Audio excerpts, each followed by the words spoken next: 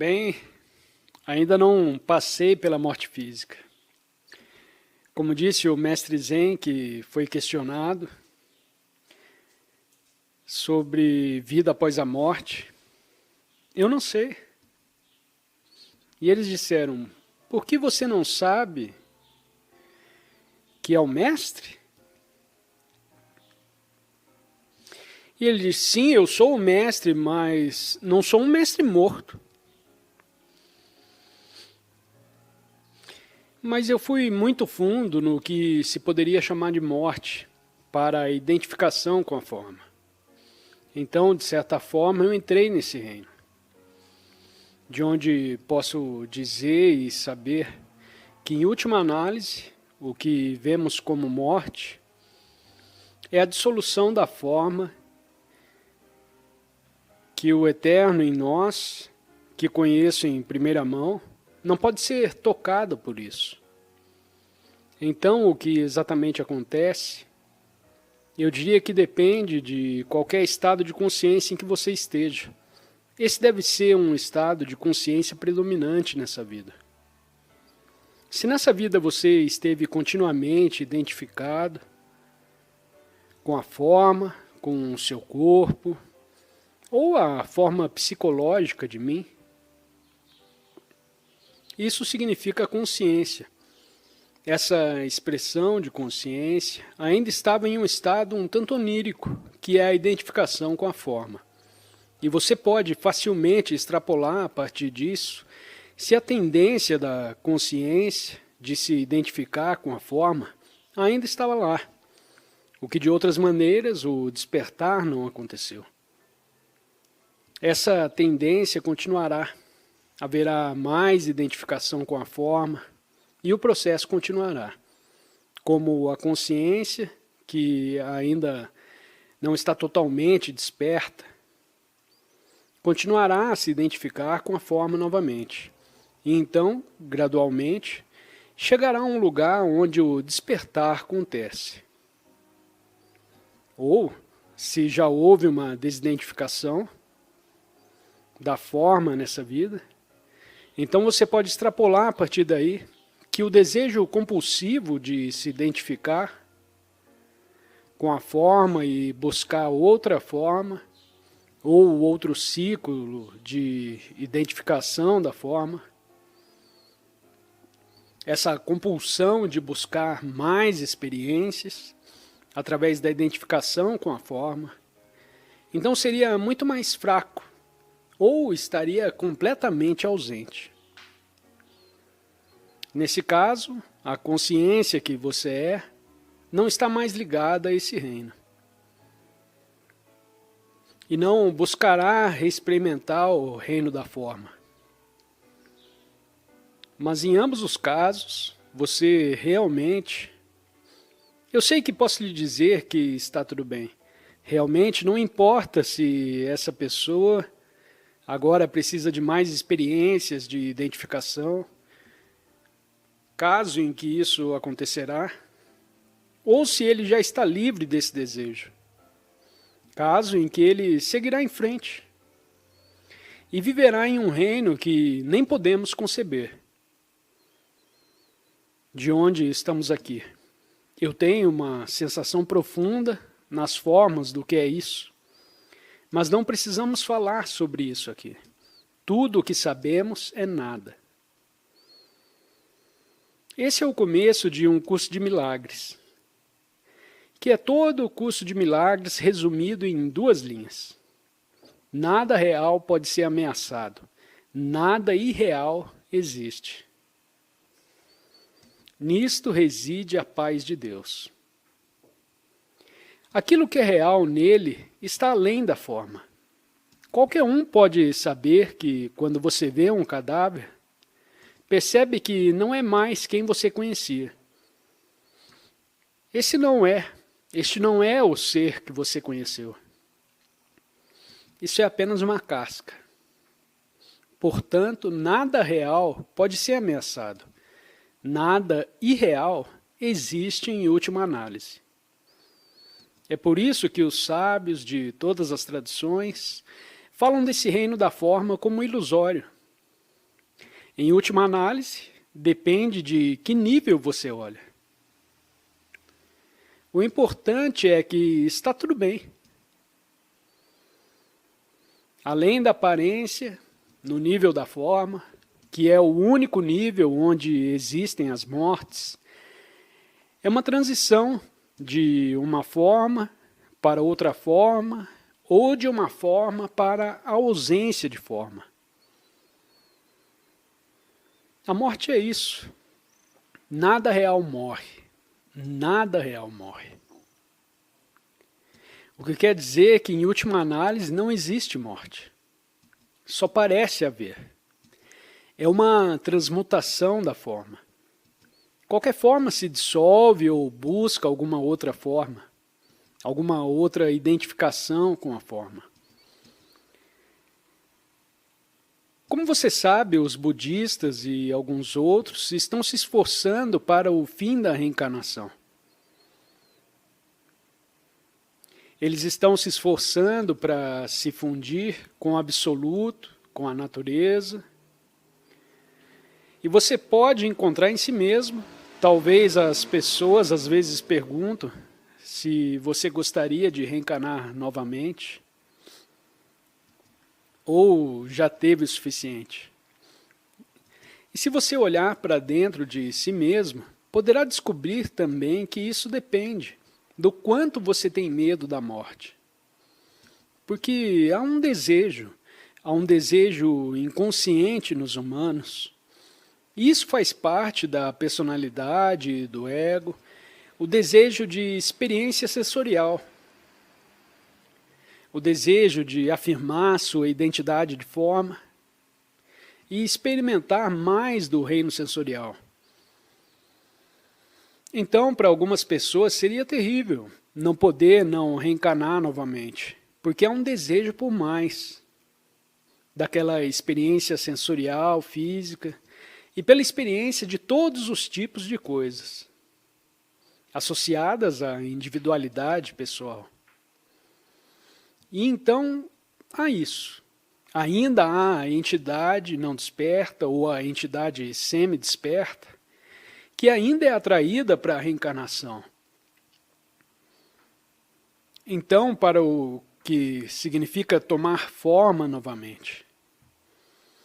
E quando a vontade não existir mais, e você puder confiar, tentando em você mesmo e se perguntando, eu quero reencarnar aqui de novo? Bem, eu certamente não tenho nenhum desejo por mais experiências sensoriais. Se eu reencarnar novamente, será uma espécie de serviço à humanidade ou uma oferenda. Mas quer dizer, quem iria querer ir? O que você quer passar de novo pela sua infância? Ou alguma outra infância? Meu Deus, eu não quero. Então ouço algumas pessoas dizerem que definitivamente já estão fartos disso. E não quero me reencarnar novamente. E então você diz, talvez aquele ser humano seja muito avançado. Mas então pode ser que no dia seguinte, que o ser humano está falando com o gerente do banco no telefone, e fica muito chateado com alguma coisa. Agora eu pensei que ele ou ela havia dito que não queria reencarnar novamente. Mas eles estão reencarnando novamente em completa identificação, com uma reação emocional, mental que surge. Toda vez que você se identifica com um pensamento e emoção, completamente, você reencarna, você toma forma nisso. Portanto, o fim do ciclo de reencarnação no budismo deve ocorrer em sua vida, em vez de ter a ideia de que em algum momento você chegará ao fim do ciclo do samsara e não saberá. A questão é, você ainda está continuamente reencarnando na forma. o que significa que está perdendo completamente a consciência de si mesmo como consciência. A identidade da essência não é perdida, mas totalmente encoberta. Então você realmente não sabe se vai ou não reencarnar. Você tem que se observar no dia a dia, para saber se está ou não pronto para ir além do ciclo contínuo de reencarnação. A questão é, com que frequência no decorrer de um dia você reencarna? A primeira coisa a descobrir, experimentalmente, é que, como eu disse antes, sou um pouco estranho. É que você é essencialmente invisível. Não só o que posso ver de você, que é o corpo, mas às vezes posso ver certas coisas em seu campo emocional e mental. Bem, eu posso ouvir as palavras que você fala ou suas expressões faciais. Estou falando com todo mundo, não estou generalizando aqui. Mas posso ver expressões faciais que meio que me dão uma dica do que você está sentindo ou pensando. Mas qualquer um que estivesse procurando por você, no reino da fisicalidade, não encontraria. E se isso for demais, vamos por um momento, vamos falar sobre... Bom, isso talvez faça sentido para quem tem um cachorro ou gato em casa. Quando seu cachorro ou gato morre, o que pode ser uma coisa muito triste para as pessoas, e passamos aos humanos mais tarde, o que pode ser um pouco mais fácil, acho que vai ser mais fácil começar com um cachorro ou gato. Você pode perceber naquele momento em que de repente o cachorro está morto, ou o gato está morto, mas tudo ainda está lá. O pelo, o corpo, podem até ser uns caroços deixados no corpo e aí está. Mas aquilo que você essencialmente amou e se relacionou, no cachorro ou no gato, não está mais lá. Então você ainda percebe que aquilo é o mesmo, mas algo essencialmente se foi. O que se foi é invisível. O que você ama no cachorro é, em última análise, embora seja o cachorro, você pode amar a aparência do cachorro e o que ele faz, mas quando você se relaciona com o cachorro, você essencialmente ama, embora ninguém possa ter expressado isso conscientemente, você ama a consciência do cachorro. É o que você ama no cachorro, ou no gato. E quando você olha nos olhos do cachorro, o que está olhando para você é que há uma consciência do cachorro olhando para você. E quando isso acaba, o cachorro se foi. E é o mesmo com o humano. O que você ama em um humano é a consciência do outro ser humano. Agora, você mesmo, tudo isso é invisível, porque a consciência é o maior mistério do universo, que a ciência ainda não tem ideia do que fazer com ela. Não consegue explicar a consciência, e na maioria dos casos evita falar sobre a consciência. O maior mistério é o fato de que o universo é consciente e que você é consciente. Um cirurgião procurando por você, cortando o seu crânio e analisando o seu cérebro, não encontrará nem mesmo um traço seu. Nem mesmo encontrará nenhuma de suas incontáveis centenas de milhares ou milhões de memórias que você tem em algum lugar. De que forma uma memória sobrevive em você?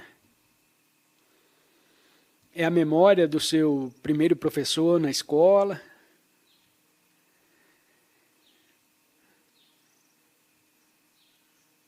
Acabei de mencionar a palavra e, de repente, me veio a imagem do primeiro professor que você teve na escola, veio até você.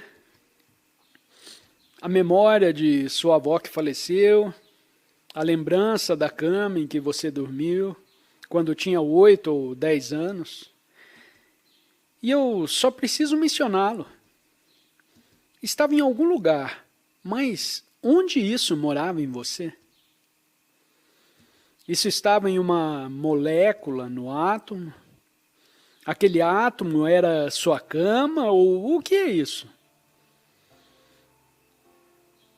Ninguém sabe, ninguém pode encontrar, nem mesmo as memórias que você faz da pessoa que você é.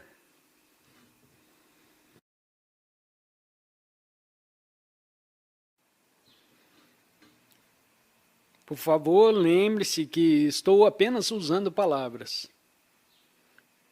Portanto, não é a verdade suprema que não pode ser expressa em palavras. É apenas uma aproximação distante. Aquilo que você sente, ao pensar, diminui, mesmo que apenas por um momento. E você pode sentir o ser que está sempre lá embaixo disso. A presença temporal. Você sente isso. Então, quando você pode sentir isso, e se tornar mais enraizado nisso, mesmo em sua vida diária, você começa a ser capaz de sentir isso em um segundo plano. Portanto, o simples fato de você estar ciente, mesmo quando está fazendo coisas, você está ciente de que está ciente. Quando está olhando para alguma coisa. Existe apenas a consciência da qual você está ciente. Então está aí a consciência da consciência. E isso. Mas agora isso é Deus? Eu sugeriria não exatamente. Eu estou falando puramente intuitivamente, mas alguns místicos e outros tiveram percepções semelhantes. É a emanação de Deus. Em outras palavras, a consciência que habita em você e se disfarça temporariamente como pessoa, é uma emanação da fonte de toda a vida.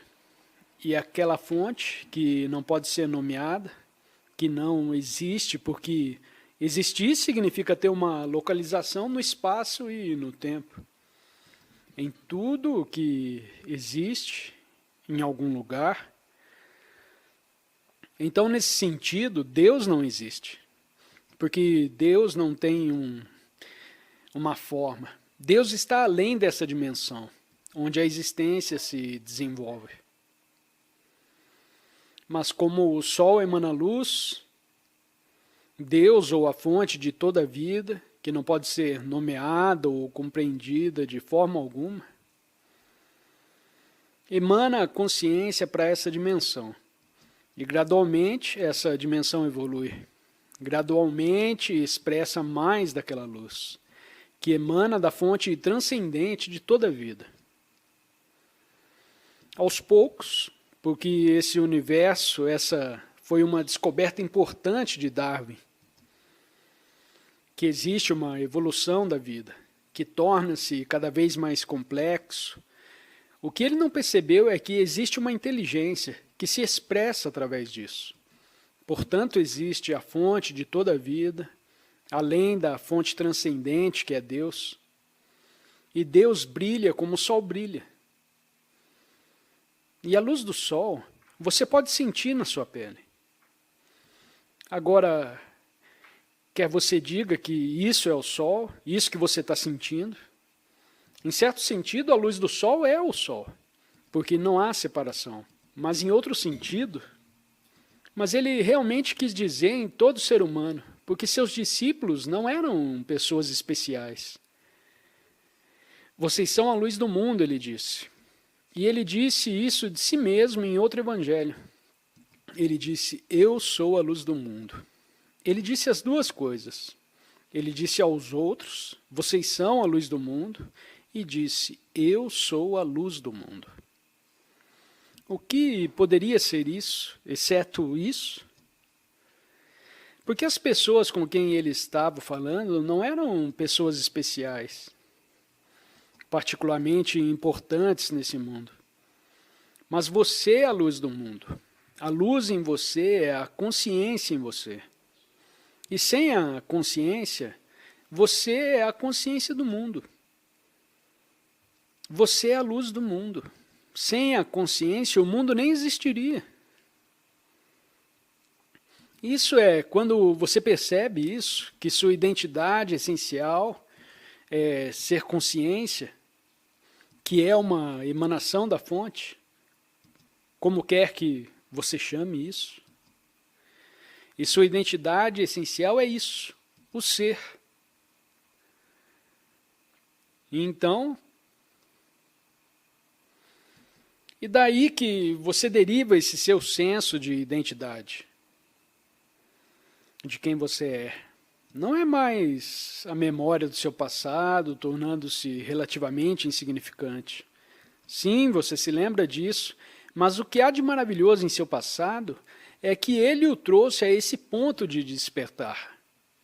Não importa o quão sem sentido isso parecesse na época, porque toda a vida é meio confusa, de uma forma ou de outra.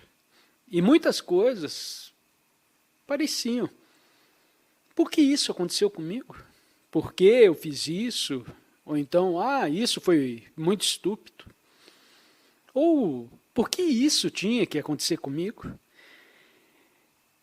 Minha infância poderia ter sido tão feliz e foi tão infeliz. Por que isso?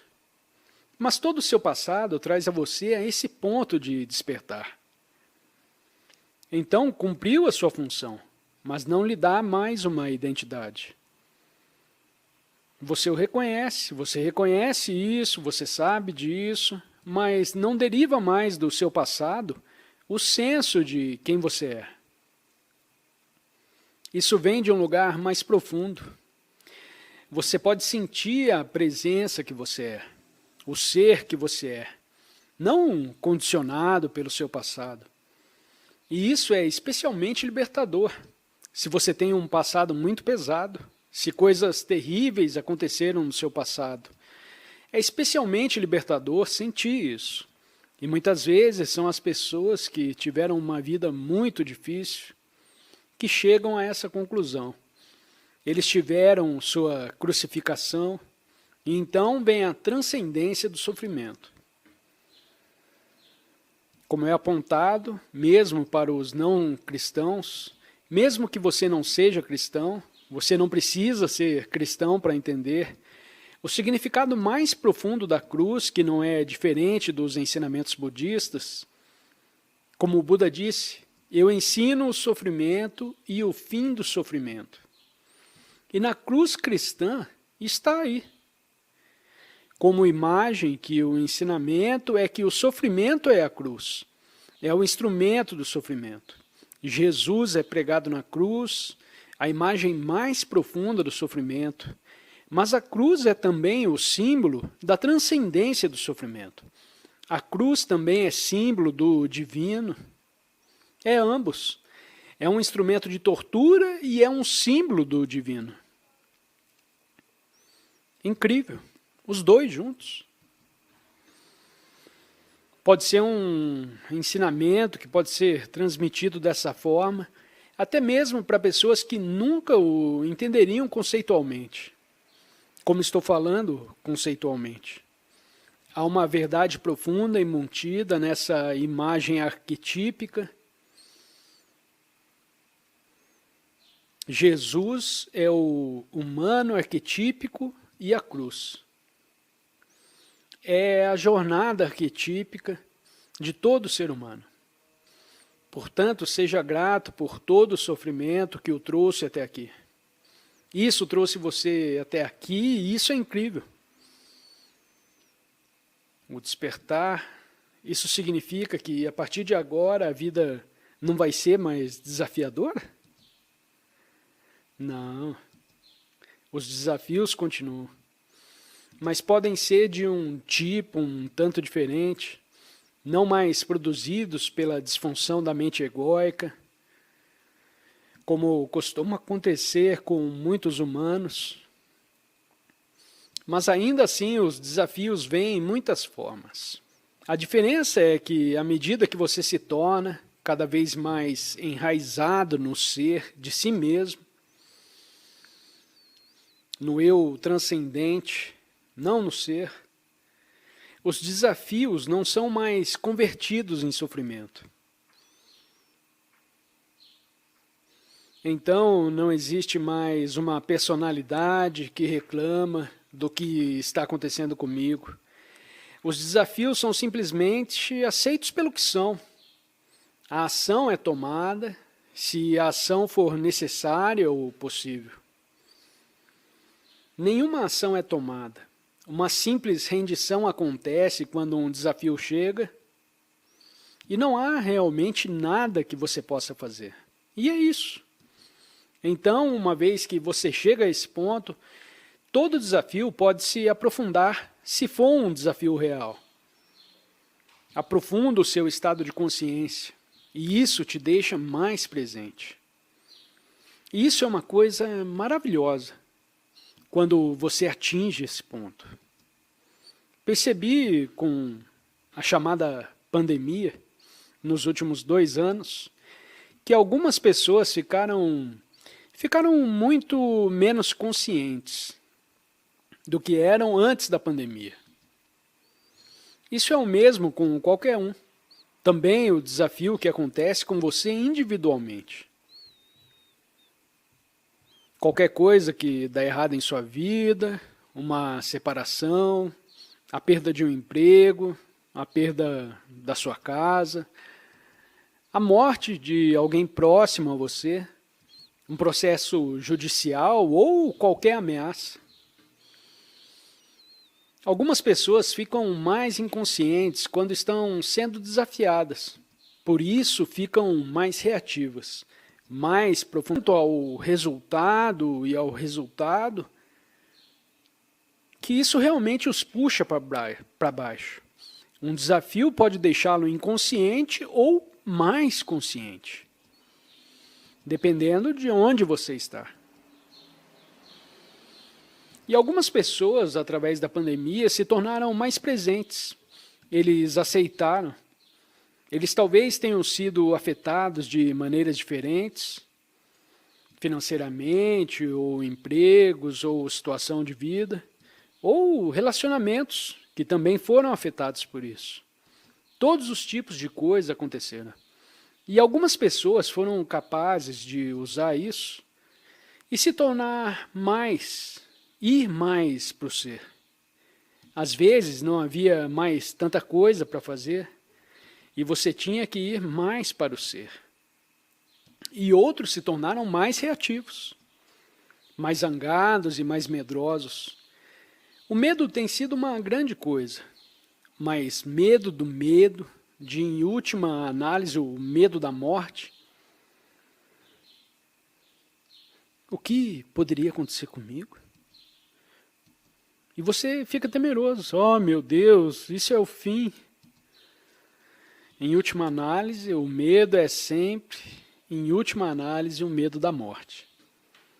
O medo da maior perda de si mesmo. E isso tende a desaparecer quando você está enraizado no ser. É difícil explicar porque desaparece. E como desaparece, mas acontece. O medo da morte parece desaparecer. Vou apenas mencionar os desafios que continuam a vir. Eu tive toda a minha vida, praticamente, nenhum problema de saúde. até o final do ano passado e início desse ano.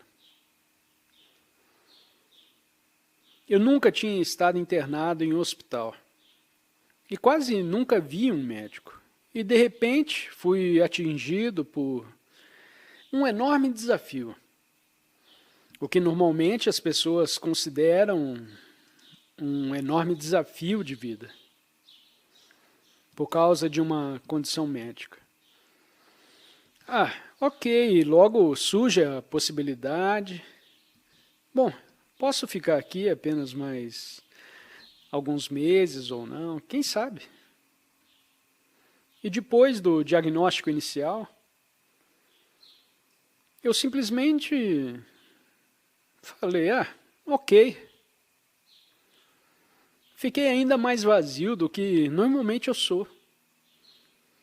Eu sou normalmente bastante vazio, mas eu apenas assim mesmo.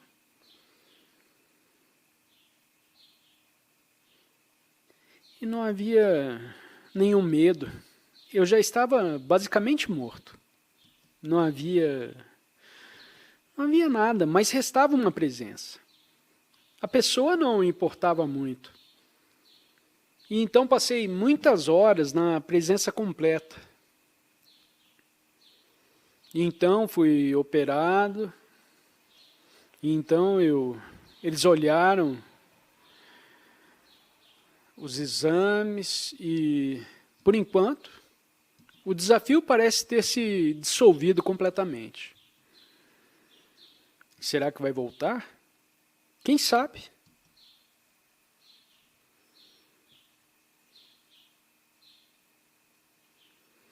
Então é isso.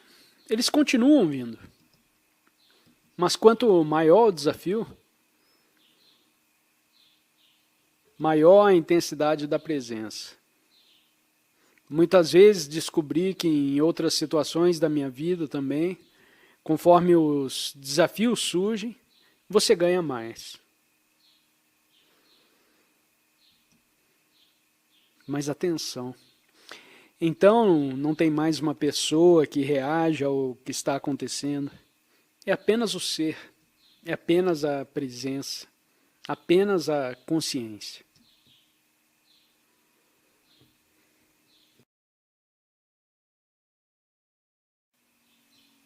A transcendência do pensamento significa a transcendência da mente egóica. Isso significa que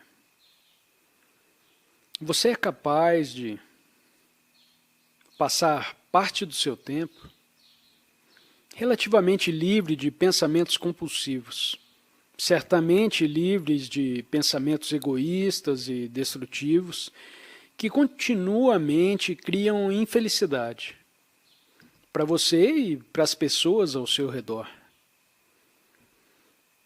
Quantas pessoas vivem na narrativa compulsiva em sua mente, que para muitas pessoas é muito negativa, constantemente crítica, constantemente reclamando e nunca à vontade com o que é.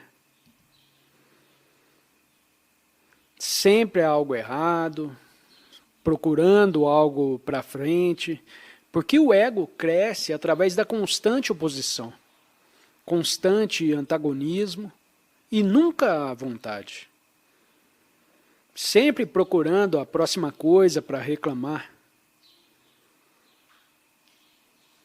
E fortalece o próprio ego. Isso vai o deixando maior. Quanto mais você reclama,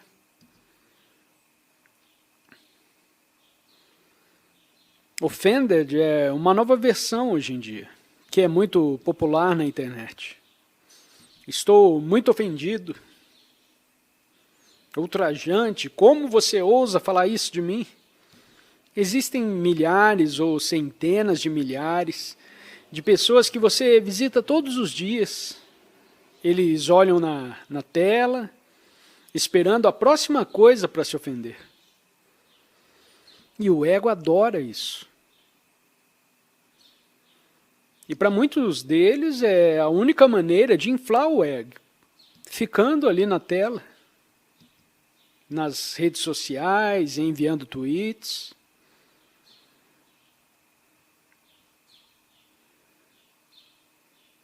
O transcendente do pensamento não é nenhum tipo de movimento regressivo. Não estamos regredindo ao estado de alguém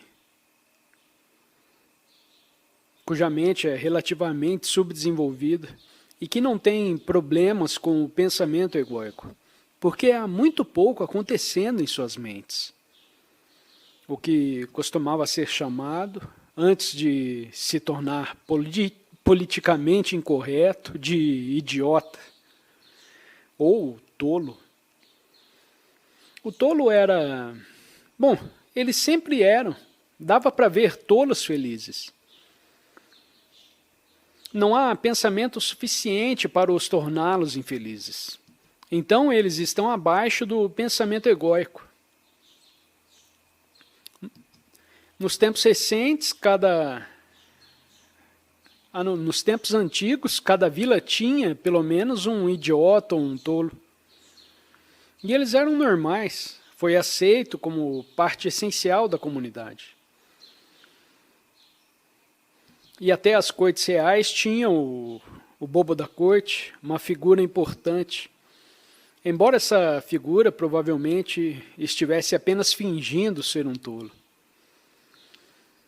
E essa era uma das posições mais influentes na corte real, mas também um dos trabalhos mais perigosos que você poderia ter, porque você poderia perder sua cabeça a qualquer momento. Apenas o tolo foi capaz de dizer ao rei ou à rainha o que estava errado, transformando-o em uma história engraçada. Mas o tolo está mais profundamente conectado, como sabemos pela mitologia. O tolo está mais profundamente conectado com a fonte. Ainda não foi tão longe quanto um ser humano normalmente desenvolvido. Ele é mais simples. Ele, o bobo, por exemplo, de falar relativamente, é um simplório. É como o Hobbit em O Senhor dos Anéis. O Hobbit é um cara simples. Não pensa em termos complexos, adora as coisas simples da vida, adora comer e se divertir. Mas por que o bobo tem que ir nessa importante missão que ninguém mais pode cumprir? Esse é um motivo mitológico. Esse é frequentemente o caso. Porque o tolo ainda tem uma conexão com a fonte, que os humanos mais desenvolvidos não têm. Um motivo semelhante em Forrest Gump, o filme. O tolo faz grandes coisas. Esse cara, Forrest Gump,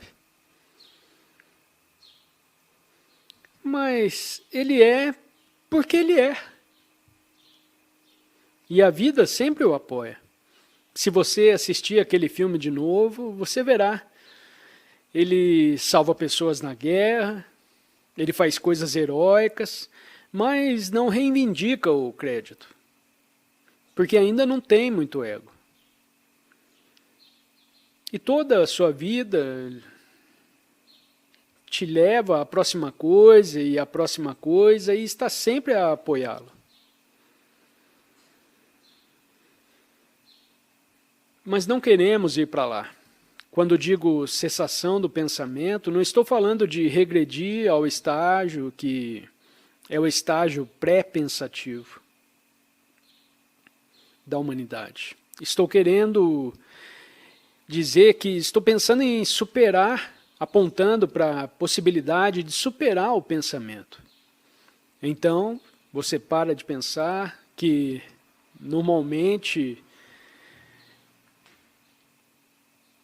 seria a diminuição da consciência e transcender o pensamento. É uma intensificação da consciência, acendendo a luz. É por isso que o termo atenção e alerta, esses termos são extremamente importantes. Eles também são usados no Zen com muita frequência. Os ensinamentos Zen podem ser descritos, se você quiser resumir o Zen, Basta dizer uma coisa simples como preste atenção. Havia um professor Zen que, sempre que lhe faziam uma pergunta para explicar o Zen, ele se tornou bastante famoso, ele sempre levantava o dedo. Por favor, nos explique o que é o Zen. E ele erguia o dedo. E as pessoas falavam, eu ainda não entendi muito bem. E ele erguia o dedo de novo.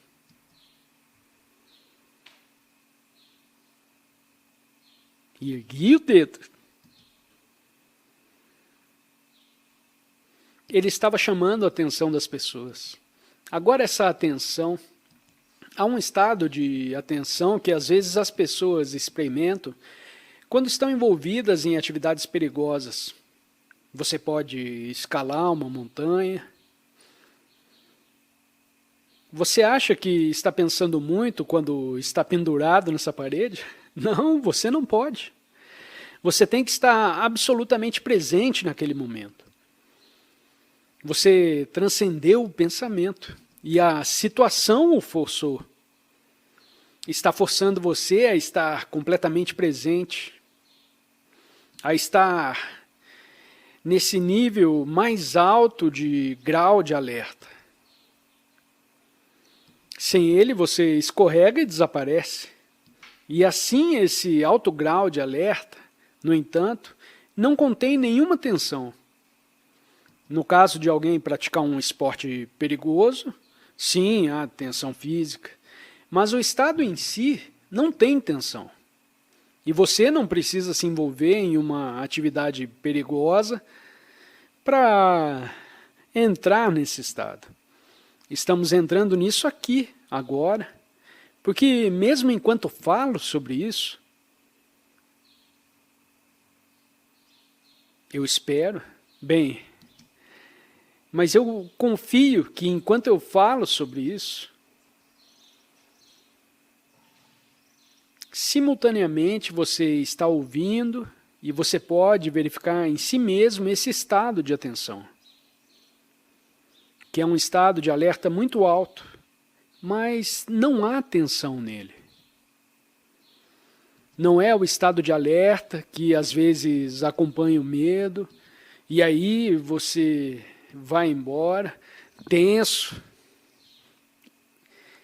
Isso é realmente uma contração de todo o corpo quando você está tenso, e não é realmente um estado de alerta. Então não é isso. É um estado de alerta relaxado. Há tanto o Yin quanto o Yang se unindo, e é isso. Também mencionei outro dia, quando você olha pela primeira vez para algo nos primeiros segundos, uma nova vista, uma nova paisagem, você entra em uma sala ou sai de uma sala, ao ar livre ou o que quer que seja, ou de repente algo novo entra em seu campo de visão, em seu campo perceptivo. Nos primeiros 2 ou 3 segundos, você não sabe o que é. Você tem que primeiro assimilar, e há um momento de presença alerta nisso. Mas geralmente você só está ciente da percepção sensorial. Você não está ciente do pano de fundo, da própria presença de alerta. Mas você pode estar ciente da própria presença de alerta, enquanto a absorve. E essa é a chave. Portanto, você não está apenas alerta. Você está ciente do campo de presença alerta em si mesmo, por assim dizer, como você mesmo. E a consciência disso e disso são a mesma coisa.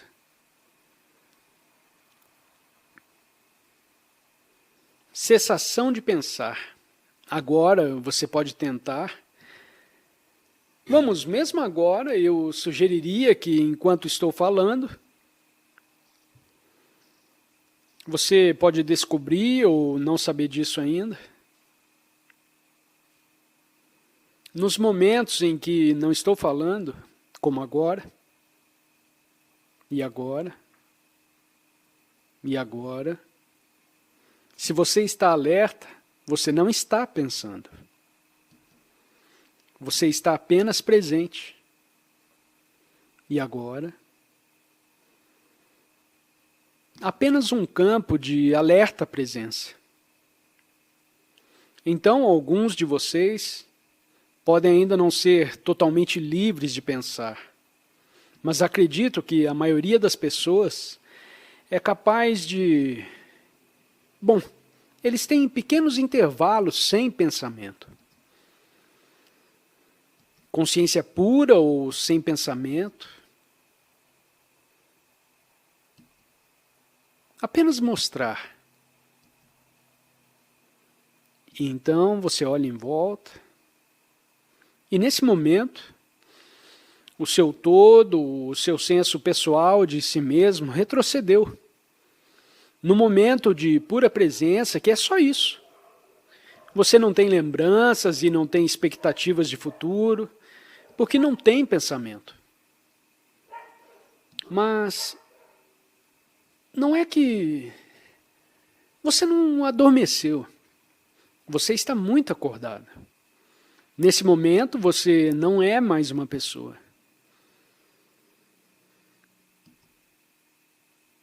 Onde você está? Apenas um campo de consciência, presença consciente. Algo emergiu de dentro de você e tomou o lugar da pessoa. A pessoa ainda está lá, mas simplesmente desapareceu. Se a única coisa que você consegue na vida é isso, ser capaz de livrar-se do pensamento compulsivo e viciante, se for capaz, quase se poderia dizer, de escolher não pensar quando não há nada em particular para pensar, quando você pode apenas estar presente. Em outras palavras, se você pode sair do pensamento para a presença consciente, esse espaço alerta, então, essa é a maior coisa que você poderia alcançar nessa vida, que qualquer ser humano poderia alcançar nessa vida. E ainda não há ninguém para dizer, eu consegui. Isso é um problema do ego. O ego adoraria dizer, olha, eu alcancei o estado da presença. Então, não é uma conquista. Só estou dizendo que é uma conquista, mas não é bem assim. Porque você não fez isso. Você saiu do caminho e então aconteceu.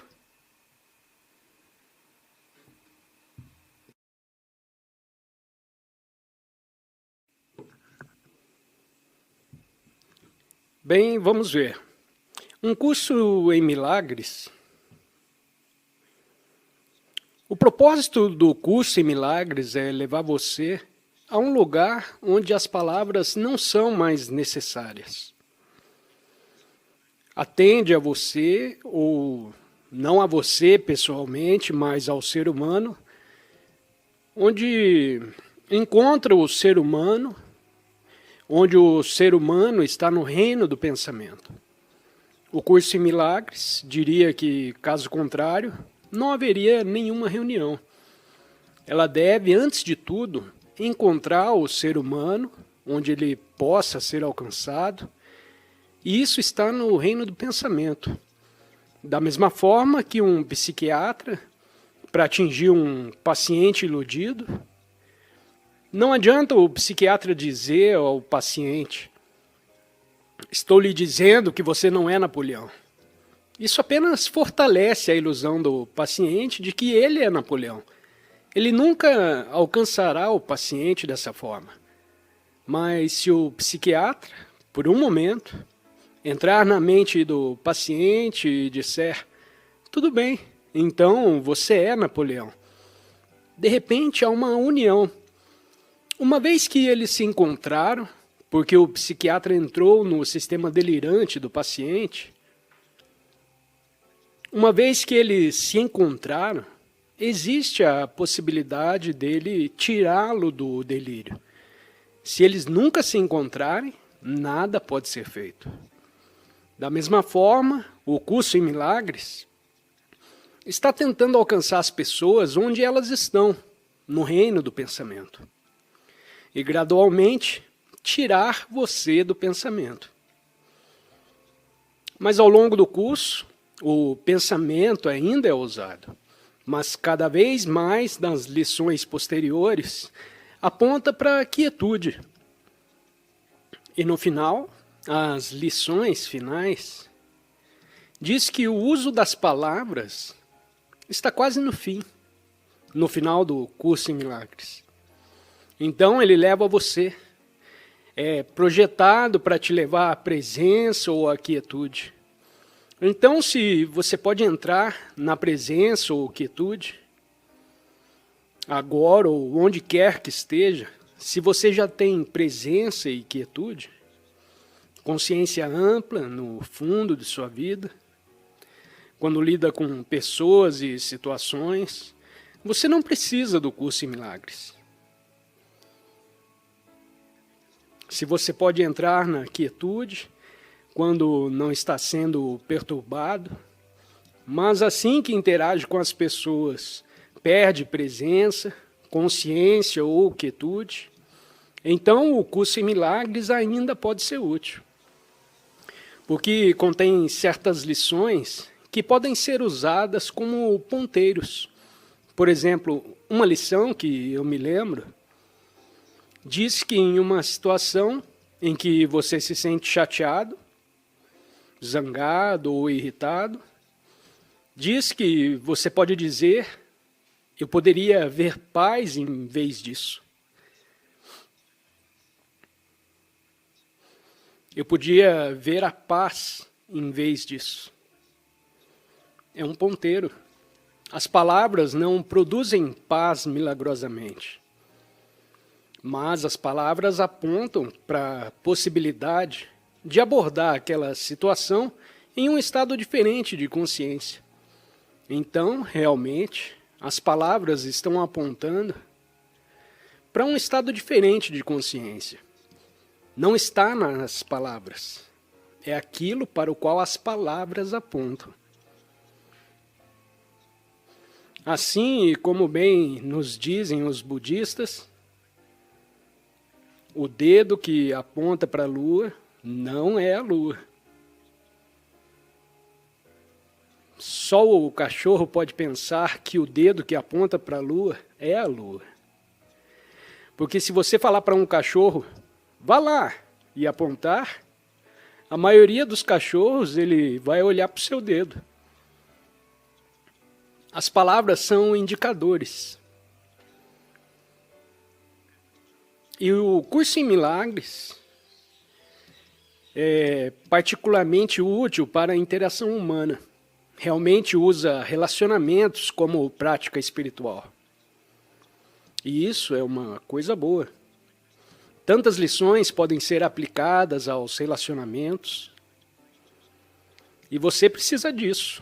Ou, se o curso é certo para você, definitivamente ele não é para todos, mas pode ser útil para algumas pessoas, que ainda acham que tem muitos conflitos com outras pessoas e muita chateação com outras pessoas. Então você pode trazer a lição para os seus relacionamentos. Se você não tem mais isso, não, eles não têm mais fitas. Eles apagam todos os sinais digitais, quaisquer que sejam em sua mente. Nada do que vejo aqui significa alguma coisa que leva você a um lugar de não saber mais. E o que resta quando nada significa nada? Você não está mais pensando. Se você profundamente puder fazer profundamente a lição 1, você não precisa de mais nada. Então, por que impediria sua mente de interpretar, julgar e assim por diante? Então, em sua própria vida, se você já praticou a lição do curso em milagres, se você ainda encontra dificuldades no relacionamento com outras pessoas, você ainda pode usá-la. Então, pode eliminar, ajudá-lo a se tornar mais consciente por lá.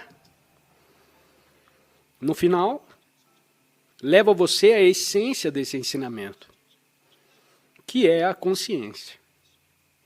Pura consciência ou quietude. E isso é o fim. E também, a propósito, o curso diz, este curso é o começo, não o fim. Assim, ele o leva àquele lugar onde você se abre para a consciência, que pode então florescer através de você. Se for para você, definitivamente não é para todos.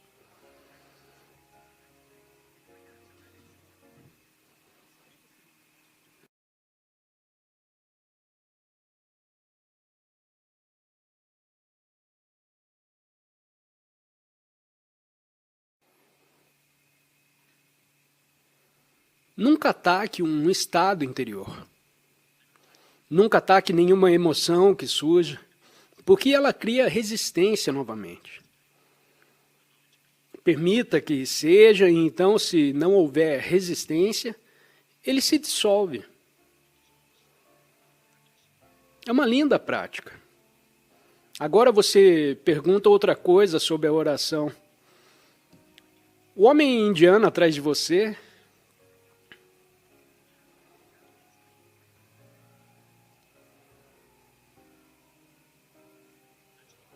esse é um assunto enorme, claro, sobre a oração.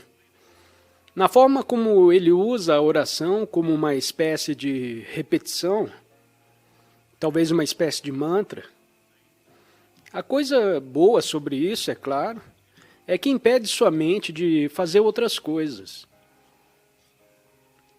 como se entregar a pensamentos que produzem medo, ou pensamentos que produzem negatividade. Então isso impede sua mente disso. Mas em última análise, esse tipo de coisa, para nós, ou para qualquer um, deve ser deixado para trás. Quando Jesus disse, orem sem cessar,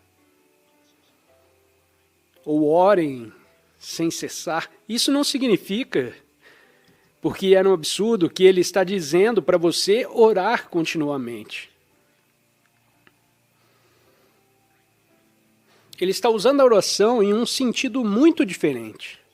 Mas é possível que as pessoas que escreveram o que ele disse tenham entendido mal, porque não perceberam a verdade em si mesmas.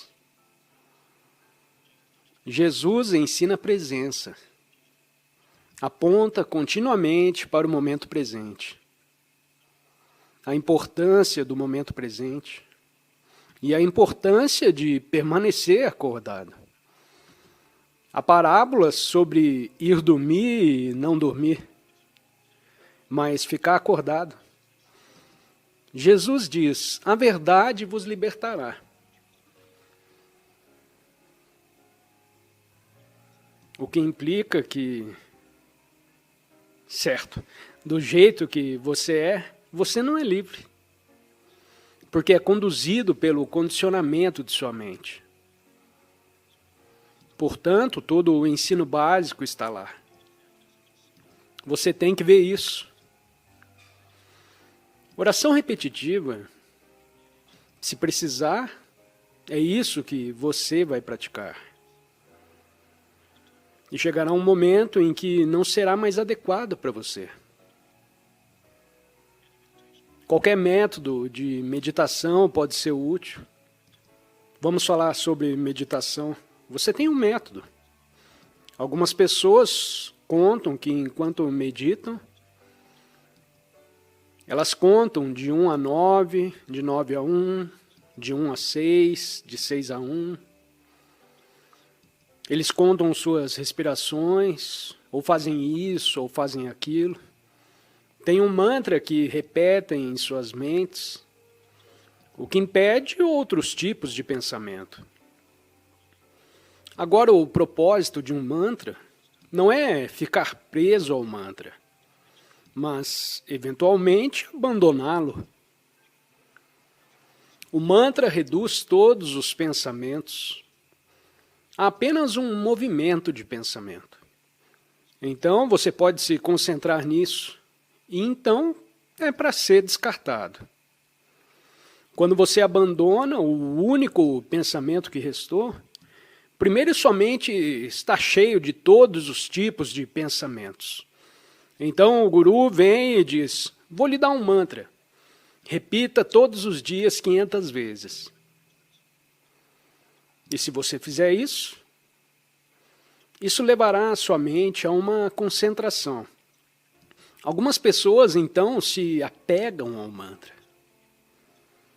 Meu mantra, meu querido mantra. Não. Então você deve, em algum momento, o guru vai apontar e é hora de você deixar ir. Porque o que resta, quando todos os seus pensamentos fluíram para uma forma de pensamento, e então essa forma de pensamento é descartada, apenas consciência é deixada. Assim, você pode usar isso. Ela leva você até lá, e se você não ficar preso no caminho, ficar preso é sofrer um pouco mais de novo.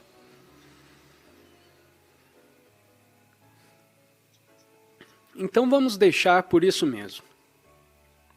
É saber quando abrir mão de algo que é útil por um tempo, como uma escada, você sobe a escada e depois não precisa mais dela. Ou o Buda tem o famoso exemplo de uma jangada que você usou para atravessar o rio. A jangada no budismo, o Buda usa essa parábola da jangada para falar sobre o ensino budista e a prática budista.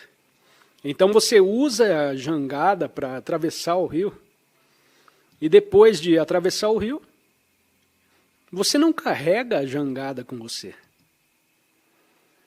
É pesado. Tem um ponto que você solta a jangada. E há total liberdade então. Se você ainda chama isso de budismo, ou se ainda se considera um budista, depende de você. Mas de repente, há liberdade. Algo é útil por um tempo, até que se torne um obstáculo. Qualquer tipo de prática. E no final, há apenas consciência. Presença e consciência. E alguns gurus ensinam isso diretamente. Eles não te dão essas práticas e dificilmente te dão alguma técnica. E isso é para certas pessoas que estão prontas para isso. Isso é bom. Então, o que você se sente atraído é o que é certo para você.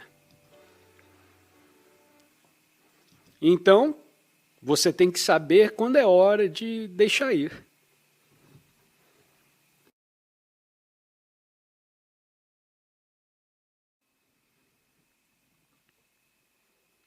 Eu sou é a palavra. Tudo que você pode dizer é eu sou. Mas você não precisa. Você não acrescenta nada. Não isso ou aquilo. Eu sou. No Antigo Testamento, Deus é perguntado, quem é você? E talvez a frase mais profunda do Antigo Testamento seja, eu sou o que sou. Onde Deus o define a si mesmo. como o eu sou, como a essência da identidade de todas as formas.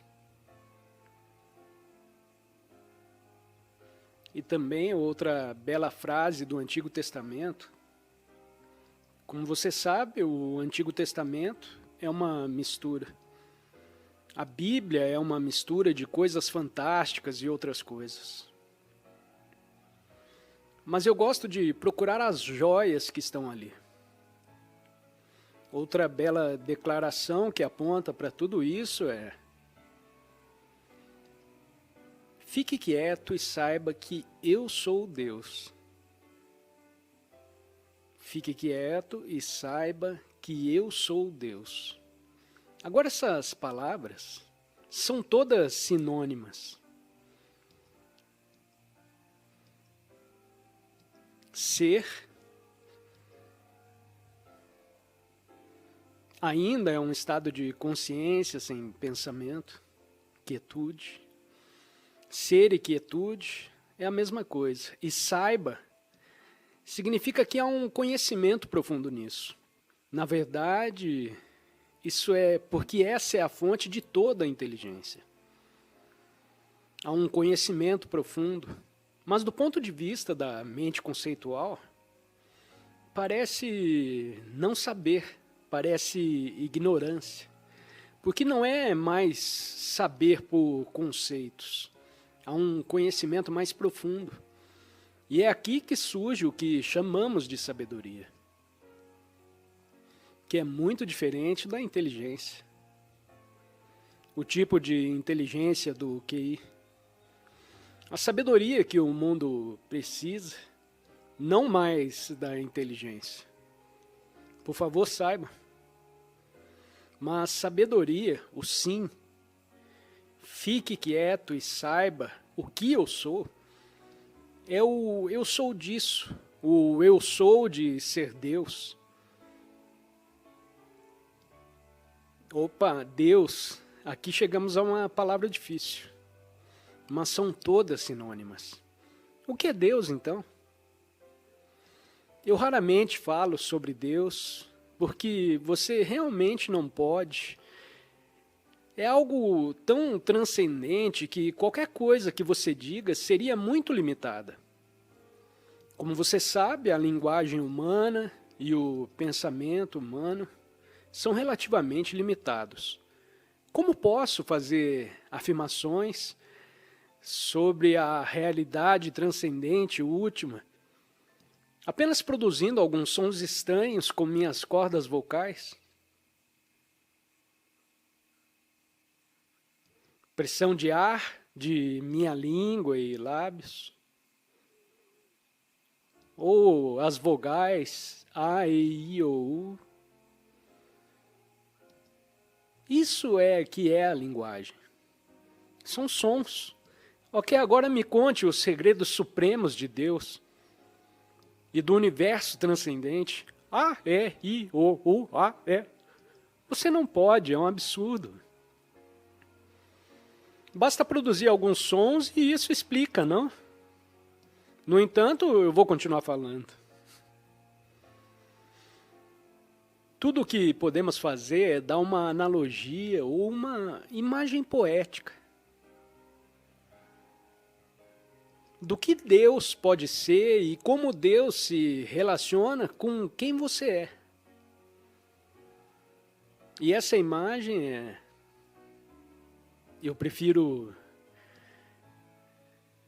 pensar assim, é a imagem em nosso...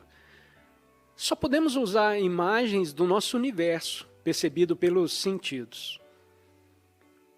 Se o Sol é uma coisa que dá vida em nosso universo, o Sol dá de si mesmo incessantemente, por milhões e milhões de anos. Quase se poderia dizer eternamente. Não é eterno, mas no que nos diz respeito é eterno. Sem o Sol não haveria vida, nem vida física aqui. Então o Sol se doa e emana continuamente. O próprio calor em seu corpo vem do Sol. Então o Sol, se você usar o Sol como uma analogia, para o transcendente, o Deus transcendente, Deus não tem localização no espaço ou no tempo. Deus não está ali ou lá. Ou se tivermos que dizer alguma coisa, poderíamos dizer que Deus está bem aqui, porque é transcendente a essa dimensão. Então, se usarmos isso como analogia, o transcendente emana nessa dimensão.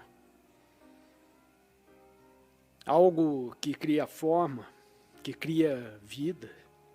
E o que, em última análise, essa coisa que emana é a consciência. A princípio, muito pouco. A princípio, a consciência parece como se estivesse congelada, como minerais e pedras. E então a consciência se torna como se fosse líquida.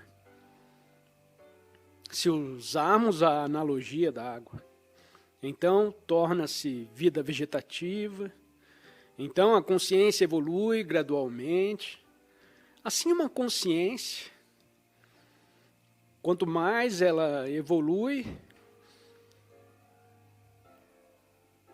mais ela influencia. Então você obtém a vida animal. É como... Bom, ela vai evoluindo, então você ganha a vida humana. Torna-se etéreo e é uma mente humana.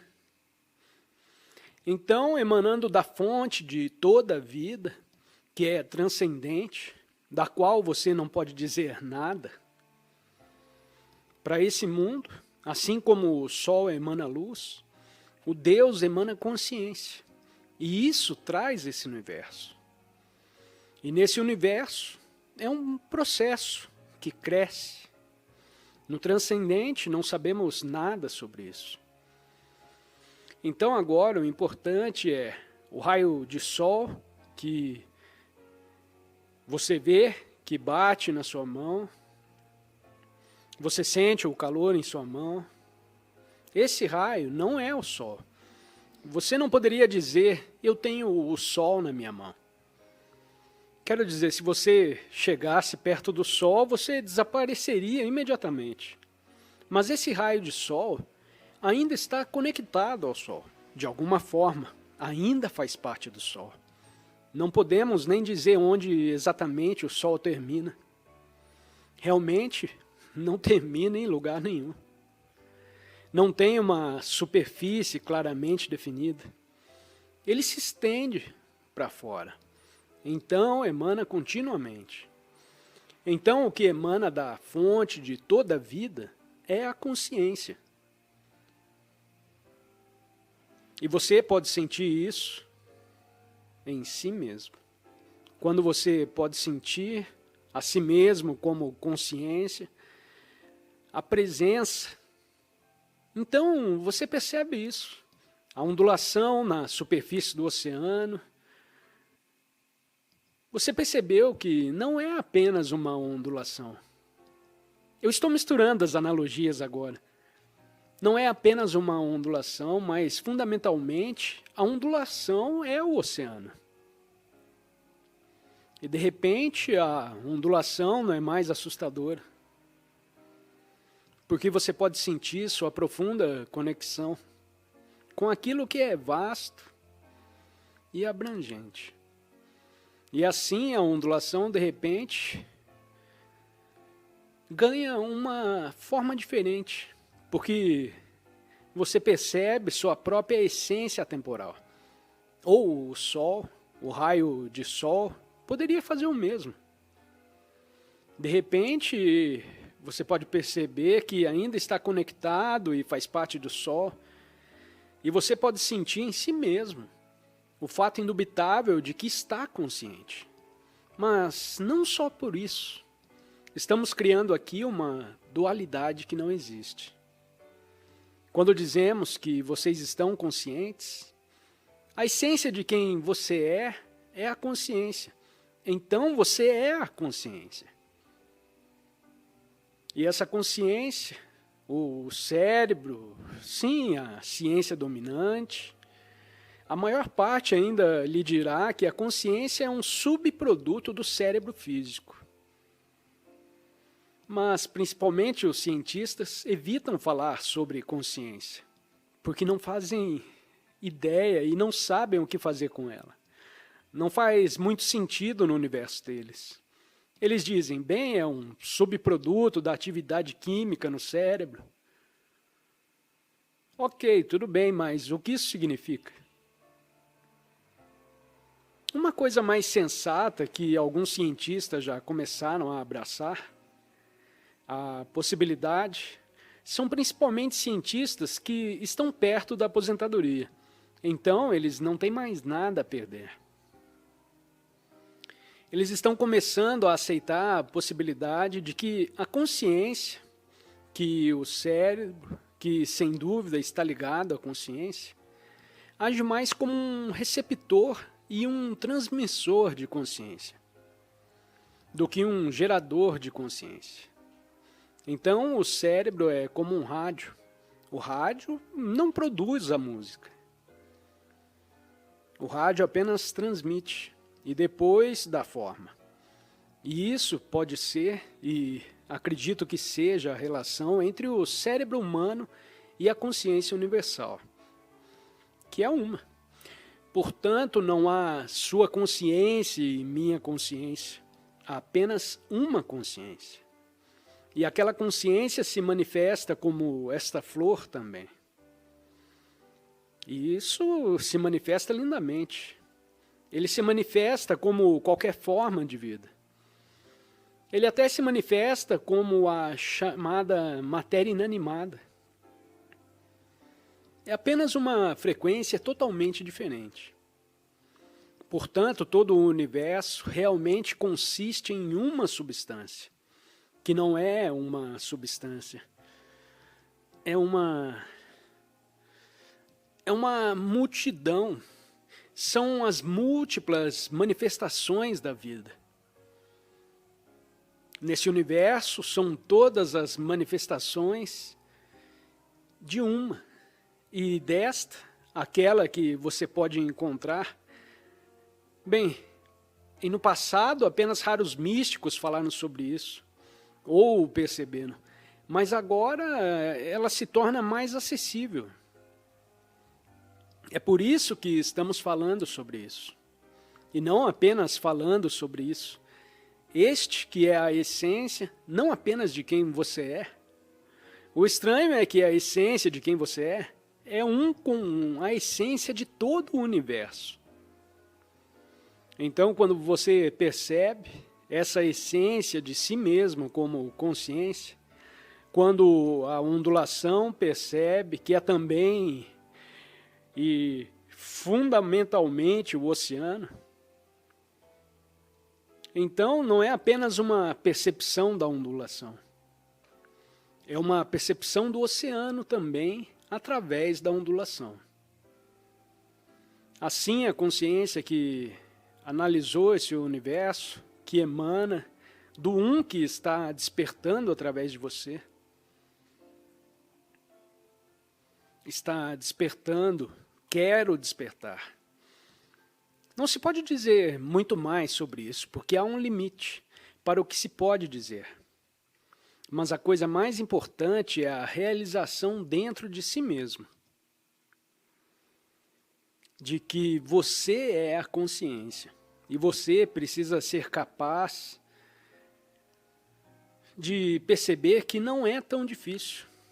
Quando você pode sair do fluxo de pensamento, para que você não seja, ao longo do dia, que você não esteja preso nessa torrente contínua, essa corrente que te arrasta a um pensamento após o outro, e outro, e outro.